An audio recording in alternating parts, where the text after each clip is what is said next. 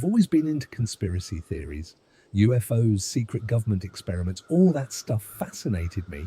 But what happened next made me wish I never got involved. You know, when you dive too deep into something, you just feel like there's no going back.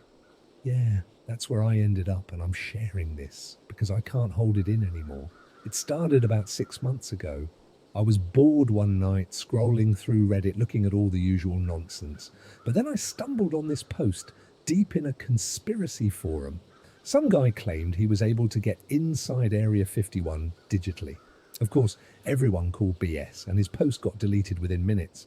But the idea stuck with me. Could it be done? Could someone actually hack into the most secure military facility in the world? I had no idea how to do it myself, but I had a contact. Back when I was messing around with the deep web, I met a guy who went by Blacklight. He was one of those real deal hackers, not the script kiddie wannabe types, but the ones who could break into government systems without breaking a sweat. He was expensive though, the type you only hire when you've got serious cash or a death wish. I reached out to him. At first, he laughed at the idea. He told me straight up that getting into Area 51 was practically suicide, but when I flashed the money, he stopped laughing. I had saved up about $10,000 over the past few years, and for this, I was willing to burn it all. Blacklight agreed, but made it clear this would be a one-time deal. He told me that after the hack, we wouldn't talk again. No emails, no messages, nothing. It was as if we'd never known each other. The next few days were pure anxiety. I barely slept waiting for an update. I'd lie awake in bed, heart racing, imagining what could happen if we actually succeeded. And then, one night, I got the email. All it said was, "I'm in." I felt this weird mix of excitement and dread as I opened the message. There was a file attached. It wasn't huge, but Blacklight said it contained everything he found inside the facility's servers. He also warned me, be careful with this, some things aren't meant to be seen. I clicked on the file. It was a text document filled with random codes, dates and classified project names. I didn't understand most of it, but then I saw something that stood out. Project Seed. The document described it as an experiment that had been going on for decades, starting back in the early 1960s. From what I gathered, it involved human subjects, homeless people, prisoners, people who wouldn't be missed. These weren't normal experiments, though. They were playing with human genetics, splicing DNA with something else. At this point, I was hooked. I dug deeper into the files, and that's when I found the videos.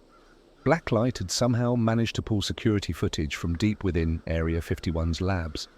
I clicked on the first one, and it opened with grainy, low-quality footage of a sterile-looking room.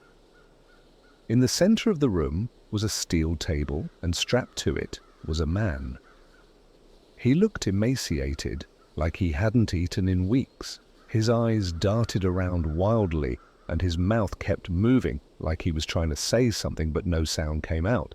Then, from the corner of the frame, I saw movement. A figure in a white lab coat approached, holding something. I couldn't tell what it was at first, but then the camera zoomed in. It was some kind of syringe filled with a thick, black liquid. The man on the table began thrashing violently as if he knew what was coming. The doctor, or scientist, or whatever the hell he was, didn't say a word. He just calmly injected the black liquid into the man's arm. What happened next made my skin crawl. The man's body began to convulse, his back arching unnaturally, bones cracking as he thrashed against the restraints. His skin started to turn this sickening shade of grey, almost translucent, and these thick, black veins began to bulge all over his body. His eyes, oh God, his eyes, they started to bleed, but not normal blood. It was thicker, darker, like oil seeping out of his sockets. Then he stopped moving, just like that, dead. I thought that was the worst of it, but no. The camera kept rolling. After about 5 minutes, the man's fingers twitched. At first, it was subtle, barely noticeable, but then his whole body started to jerk as if Something was moving beneath his skin. His eyes shot open again, but this time they were completely black. No pupils, no whites, just pure darkness. His mouth opened wide and he let out this horrid, guttural scream, but it wasn't human. It sounded like multiple voices screaming at once, all distorted and wrong. The video cut off after that. I felt sick. I rushed to the bathroom and puked my guts out.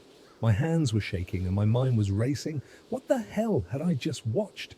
Was it even real? It had to be, right? I mean, why would anyone go through the trouble of faking something like that? But it didn't stop there. I opened another file, this one labeled Survivors. It wasn't a video this time, but a list of names and dates. Next to each name, there was a status: deceased or missing.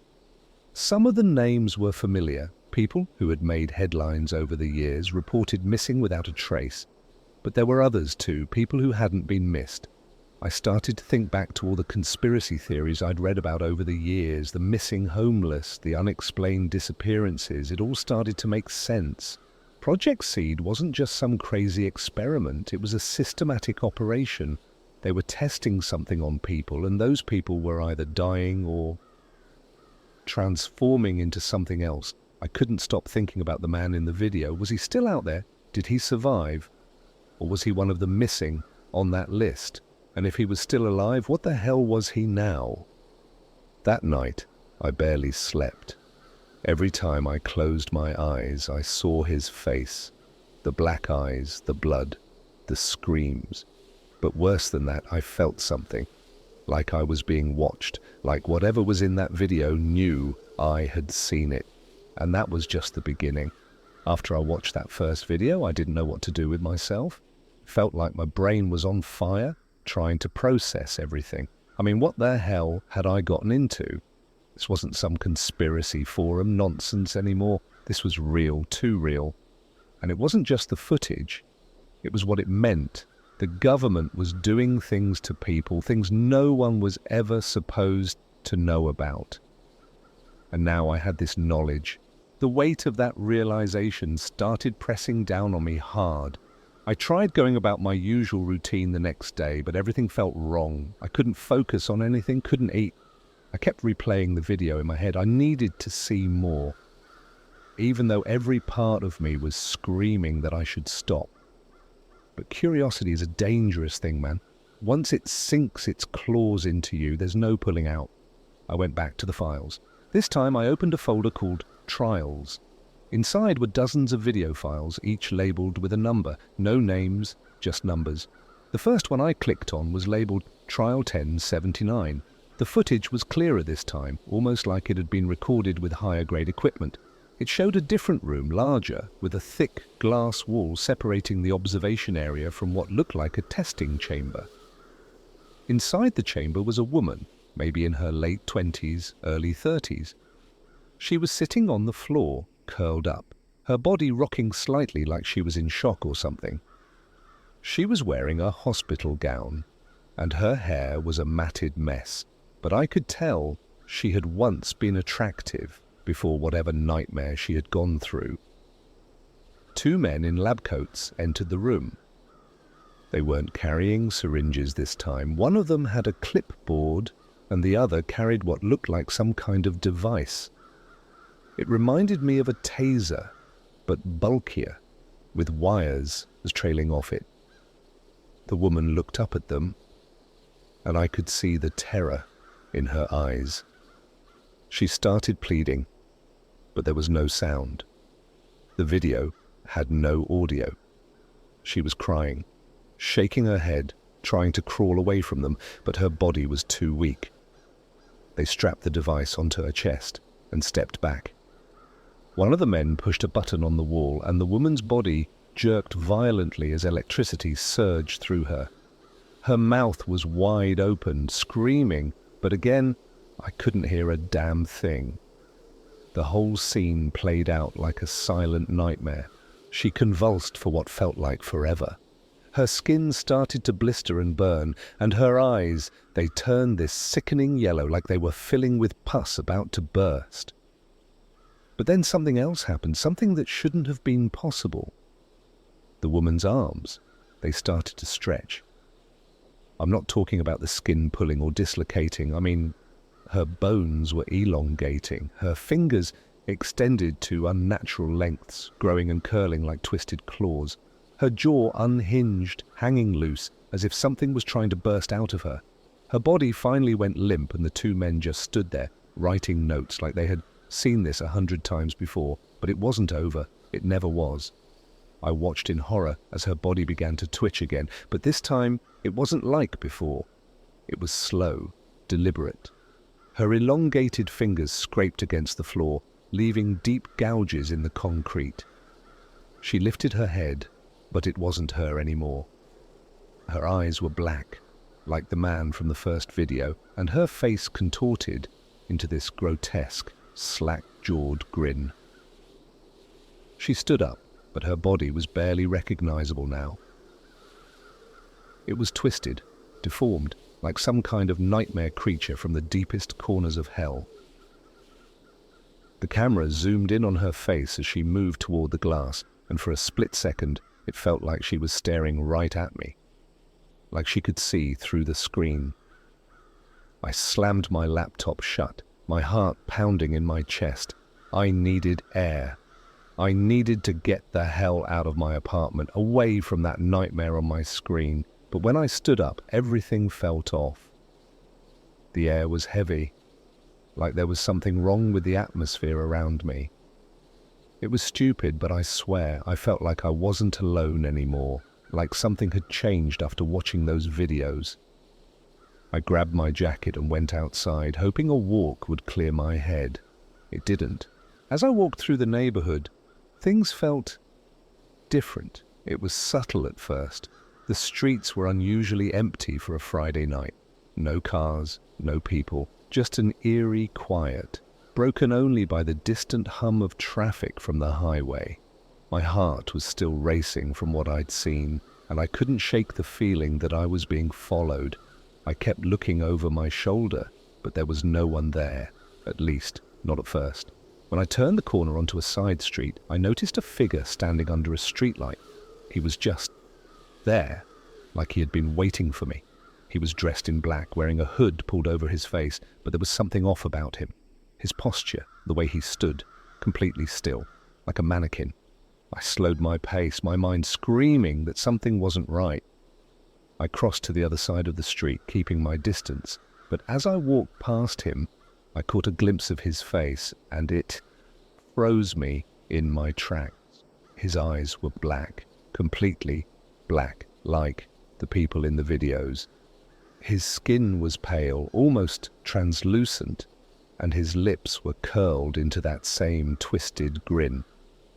I couldn't move, I couldn't breathe. It felt like my body was paralyzed, and like he had some kind of control over me. He didn't say anything, didn't move. He just stared at me with those empty, black eyes. Then without warning, he turned and walked away, disappearing into the shadows like he had never been there. I ran back to my apartment, slammed the door, and locked it. My mind was racing, trying to figure out what the hell was happening. Was it paranoia? Was I just freaking out because of the videos? Or had I seen something real, something that wasn't supposed to exist outside of those experiments? I tried to convince myself that it was all in my head, that I was just overreacting. But deep down, I knew something had changed. Watching those videos had done something. It had opened a door I could never close again. And then later that night, my internet went down. My phone stopped working. Everything just blacked out. It was like someone had flipped a switch.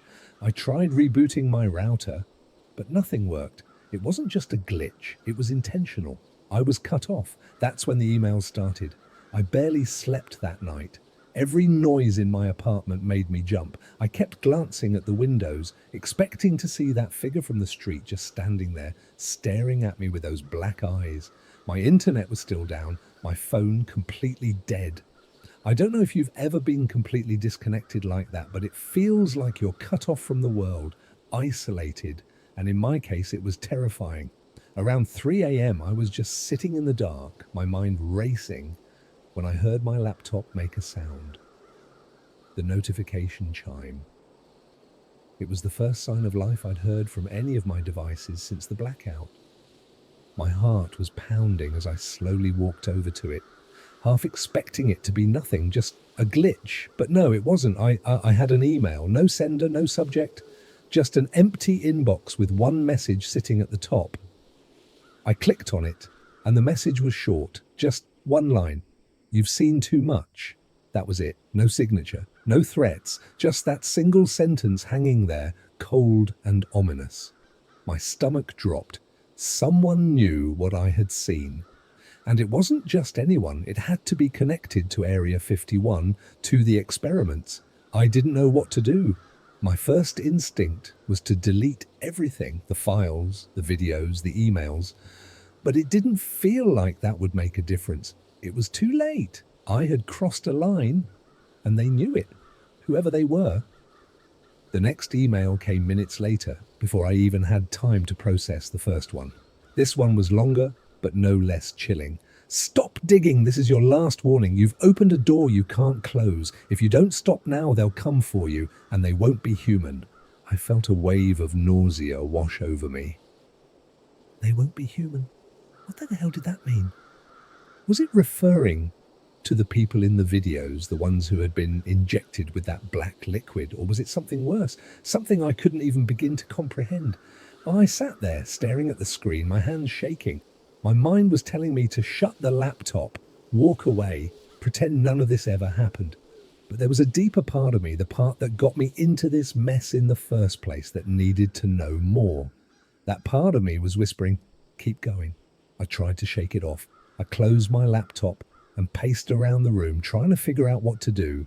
I couldn't call anyone, my phone was still dead, and I wasn't about to go outside again, not after what I saw. That figure, whatever he wasn't human. I knew that now, I could feel it. But then my curiosity got the better of me again. I opened the laptop and checked the files. Maybe there was something I had missed, something that could explain all of this, make it make sense. I scrolled through the list of videos and found one labeled Project Seed, Phase 3. I hesitated, but then I clicked it. I don't know why. Maybe I thought there was a chance that what I'd seen wasn't real, that there was an explanation that didn't involve monsters. The video opened with the same sterile room, but this time there were more people. 4 men in lab coats stood around a table, and strapped to it was a child. I froze. The kid couldn't have been older than 10, his small body dwarfed by the cold steel restraints. He wasn't thrashing or screaming like the others I'd seen. He just lay there, staring at the ceiling with wide, empty eyes. The lab techs were talking to each other, writing on clipboards, but I couldn't hear them. The camera zoomed in on the boy's face, and I saw tears rolling down his cheeks. Silent. Completely silent. His lips were trembling, like he was trying to whisper something, but the words never came. Then the procedure began. One of the men pulled out another syringe, but this one wasn't filled with the black liquid from before. It was clear, almost like water. He injected it into the boy's neck, and for a few seconds, nothing happened. The kid just lay there, his breathing shallow, his eyes still fixed on the ceiling. But then his body started to tremble. It wasn't violent like the others, more like he was freezing cold, shivering uncontrollably. The lab tech stepped back, watching closely, scribbling down notes. The boy's skin started to change, just like in the other videos. It turned pale, almost translucent, but this time, it didn't stop there. The skin on his face began to sag, pulling away from the bone like it was melting off. His eyes sunk deep into his skull, and his mouth, oh God, his mouth. It stretched wide, far wider than humanly possible, until it looked like his face was splitting in half. And from inside that gaping maw, I saw something move. It was writhing, like something alive was trying to crawl out of him. The lab techs didn't seem surprised.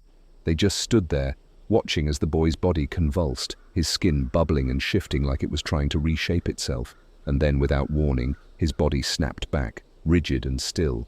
The thing inside him stopped moving. The camera zoomed in again, focusing on his face. His eyes were black now, just like the others, but there was something different about him.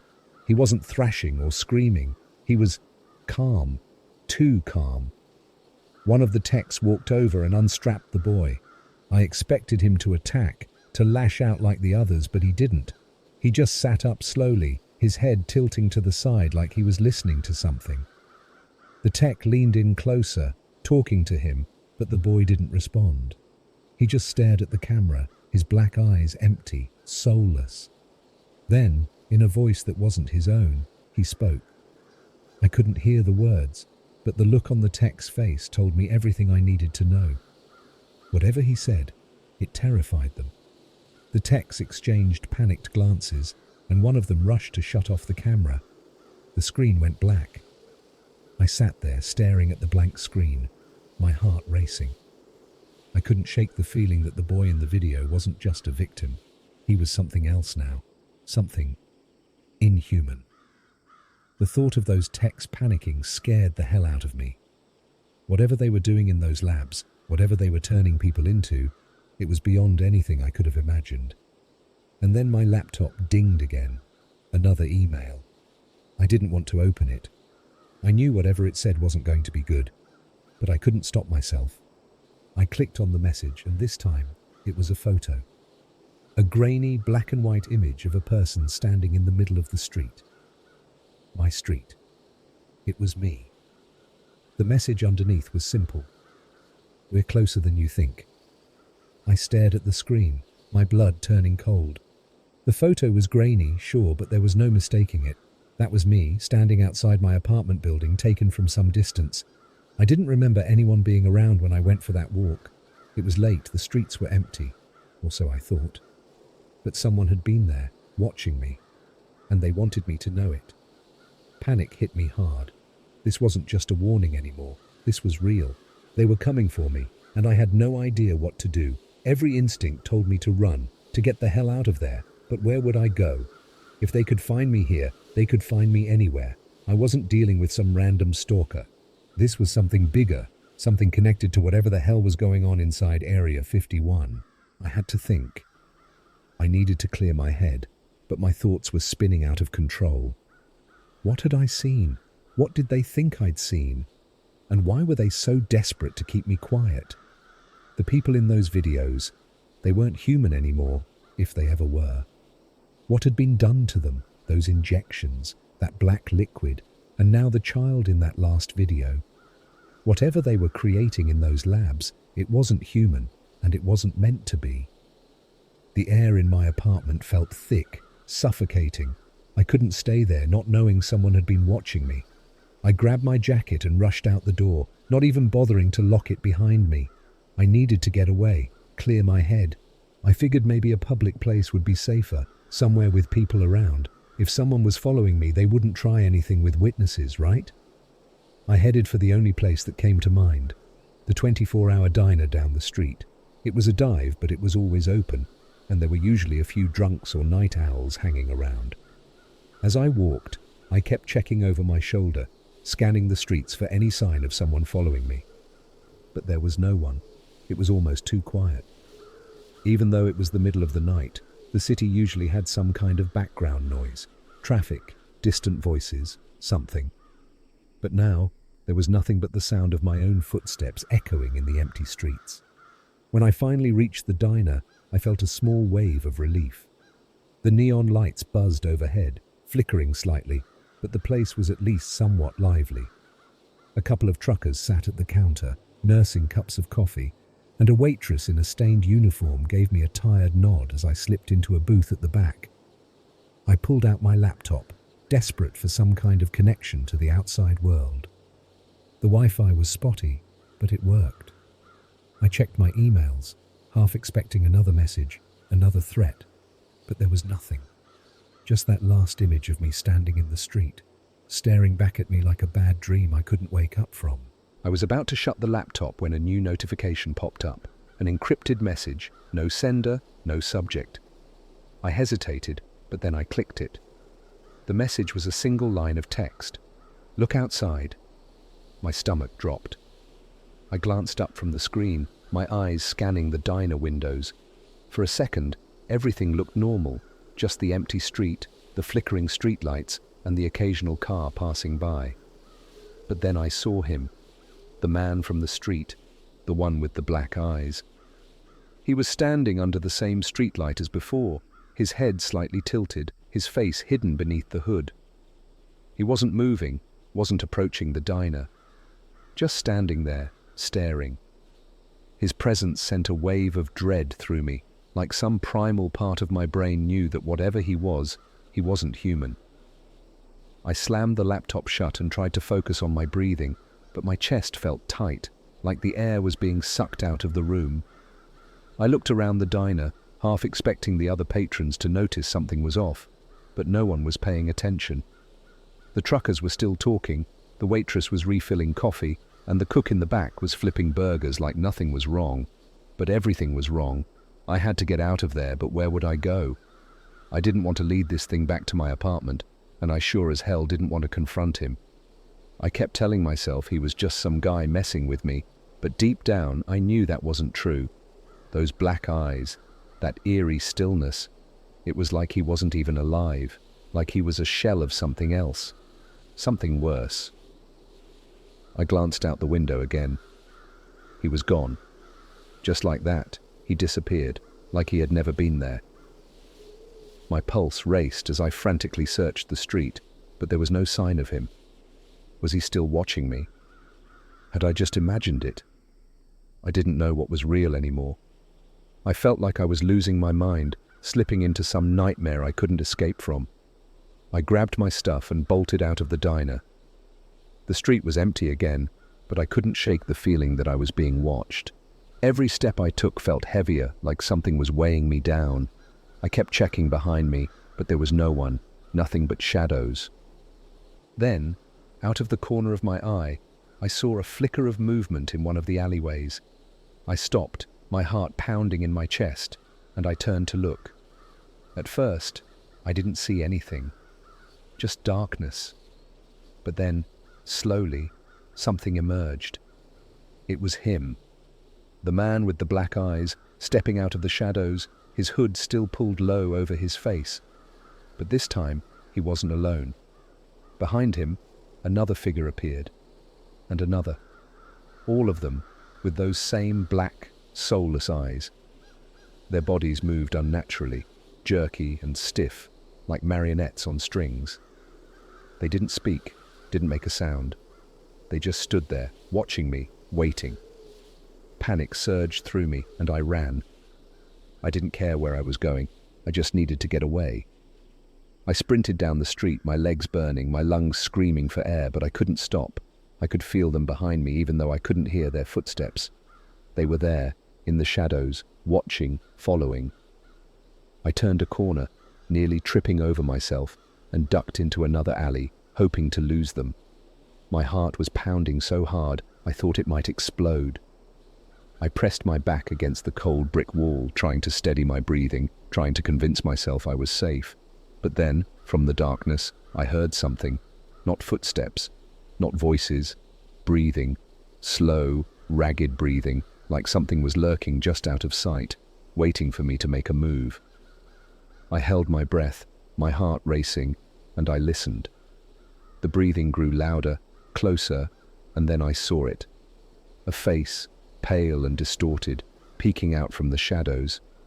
Its eyes were wide, black and soulless, just like the others, but its mouth was twisted into an unnatural grin, the skin stretched so tight it looked like it might tear. I couldn't move, I couldn't scream. I was frozen in place, my body paralyzed with fear as it stepped closer, its head cocking to the side like it was studying me, like it was trying to figure out what I was. And then it spoke. In a voice that didn't belong to it, a voice that echoed from deep within its throat, it said, "We see you." I bolted. I don't even remember how I made it home, but somehow I did. I slammed the door behind me and locked it, my chest heaving, my mind racing. I couldn't shake the image of that thing, that grin, those black eyes. They were getting closer. I barely remember the hours after I got back to my apartment. I was in full-on survival mode, barricading the door with whatever furniture I could find, closing the blinds, double-checking the locks on every window. It was pure instinct, like I was preparing for an attack, but the enemy wasn't some normal threat. The enemy was something I didn't even understand. I sat on the floor in the corner of the room, my back pressed against the wall, my laptop in front of me. I was shaking, sweat dripping down my face, but my eyes were fixed on the screen. I had to know. I had to understand what was coming for me. I opened the last folder in the files Blacklight had sent me. It was simply titled Origins. Inside there was only one document. It was different from the rest. No codes, no technical jargon, just a written account, like a journal entry. My stomach twisted as I began to read. It started off innocently enough. The notes were from a scientist, someone high up in the ranks at Area 51, working on something called Project Seed. The earlier entries talked about experiments in genetic modification, the goal being to enhance human capabilities, strength, endurance, healing. At first, the results were promising. They were playing God, manipulating DNA, blending it with non-human genes to create super soldiers or something like that. But as I read further, the tone of the entries began to change. The scientist described how the subjects started to mutate, their bodies rejecting the foreign DNA in ways that were unnatural. The words grotesque and inhuman came up repeatedly. They couldn't control the changes. The subjects weren't just becoming stronger, they were becoming something else. The last few entries were frantic, almost unreadable, filled with paranoia. The scientist talked about how some of the test subjects had escaped, how they were no longer human in any recognizable way. They had evolved beyond what the experimenters could control, beyond what anyone could have predicted. Worse yet, they weren't just dangerous, they were intelligent. They were. The final line of the document sent a chill down my spine. They know what we did, they're coming for us, and they're not alone. I sat there numb, staring at the screen. My mind was racing, trying to piece it all together. These things, whatever they were the result of decades of secret experiments, and now they were loose. But that wasn't the worst part. The worst part was that they were coming for the people who had created them, the scientists, the guards, and now, anyone who had seen too much, people like me. I snapped my laptop shut. This wasn't just about the videos anymore. It wasn't about some deep web conspiracy. This was real, and I was a part of it now. I had crossed a line, and there was no going back. My apartment was silent, but that silence felt wrong. It felt heavy, like something was pressing down on me, suffocating me. I couldn't shake the feeling that I was being watched, not by someone, but by something. I stood up, my heart pounding in my chest, and moved to the window. Slowly, I peeked through the blinds. The street below was empty, but it didn't feel safe. I could feel them, lurking in the shadows just out of sight, waiting, watching. I backed away from the window, trying to keep my breathing steady. Then my phone lit up. After hours of being dead, it suddenly sprang back to life. But it wasn't a call. It was a notification. Another email. I didn't want to look. I knew whatever was in that email wasn't going to be good, but I couldn't stop myself. I opened it. It was another photo. This time, it was of my apartment door. The message underneath was short. "We're here." My blood ran cold.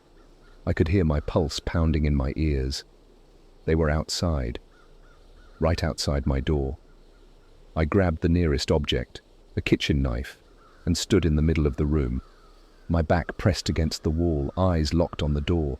I was shaking so hard I could barely hold the knife steady.